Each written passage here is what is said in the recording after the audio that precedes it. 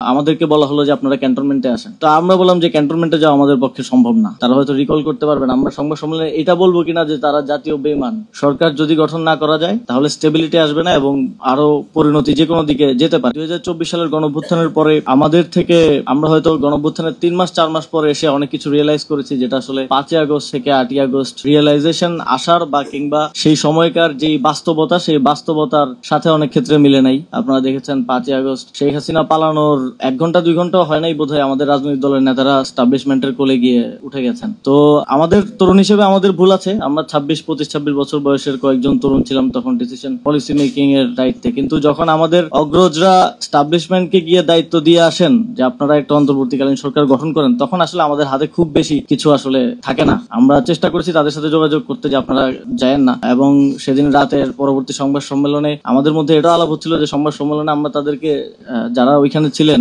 Channel 24 অফিসে হয়তো আমরা ছিলাম, তারা হয়তো রিকল করতে পারবেন, আমরা সংবাদ সম্মেলনে এটা বলবো কিনা যে তারা জাতীয় বেঈমান। এ ধরনের আলোচনা আমাদের মধ্যে সেদিন হয়েছিল। তো যাই হোক, তারপরে আপনারা জানেন যে সেদিন রাতে রাজারবাগ পুলিশ লাইনে বিদ্রোহ হবে হবে অবস্থা, নানা ধরনের গুজব, বিভিন্ন জায়গায় হামলা। সার্বিক পরিস্থিতিতে আমাদের কাছে সেটাই বাস্তব ভিত্তিক মনে হয়েছে যে এই মুহূর্তে দেশে একটা সরকার যদি গঠন না করা যায় তাহলে স্টেবিলিটি আসবে না এবং আরো পরিণতি যে কোনো দিকে যেতে পারে, কারণ তখন কোনো অথরিটি ছাড়া আসলে হচ্ছিল না। এবং আমরা রাজনৈতিক দল কিংবা সংগঠিত যারা শক্তি আছেন তাদের দিক থেকে সে ধরনের সহযোগিতাও পাই নাই যে আমরা শহীদ মিনারে গিয়ে আসলে শপথ গ্রহণ করবো। যখন এটা তো 8 আগস্টের আগে, সুতরাং শপথ ভঙ্গ হবে না বলাই যায়। যখন আলোচনা চলছিল যে সরকার গঠনের জন্য আমরা কোথায় বৈঠকটা করব, আমার স্পষ্ট মনে আছে যে যদি রিকভার করা যায় তাহলে হয়তো জানা যাবে। আমি প্রস্তাব করেছিলাম যে আমরা ঢাকা বিশ্ববিদ্যালয়কে মিডল গ্রাউন্ড রেখে সেখানে একটা আলোচনা করতে পারি, কিন্তু আমাদেরকে বলা হলো যে আপনারা ক্যান্টনমেন্টে আসেন। তো আমরা বললাম যে ক্যান্টনমেন্টে যাওয়া আমাদের পক্ষে সম্ভব না। তারপর বঙ্গভবনকে আসলে আলোচনার ভেন্যু হিসেবে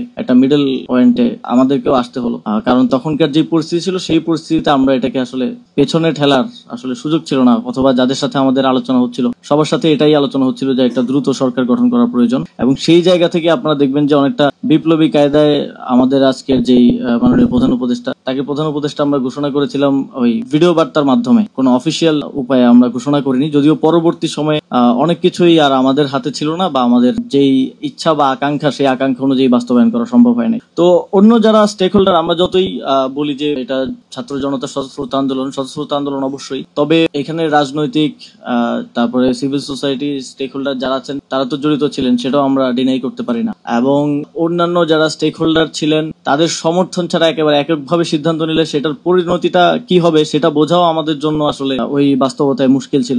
তবে আজকে 50 বছর পরে আমরা সিপাহী জনতার বিপ্লব নিয়ে যে সুন্দরভাবে পর্যালোচনাটা করতে পারছি, 2024-এর পরে 2025-এ এসে 1 বছরের মধ্যেই যদি আমরা এই গণঅভ্যুত্থানের পর্যালোচনা করতে যাই তাহলে আমার মনে হয় এটা একটু আর্লি হয়ে যাবে। আমরা রেজাল্টটা হয়তো আরো কিছু সময় পার হলে আমরা হয়তো বুঝতে পারবো যে আমরা কতটুকু সফল হলাম, কতটুকু ব্যর্থ হলাম।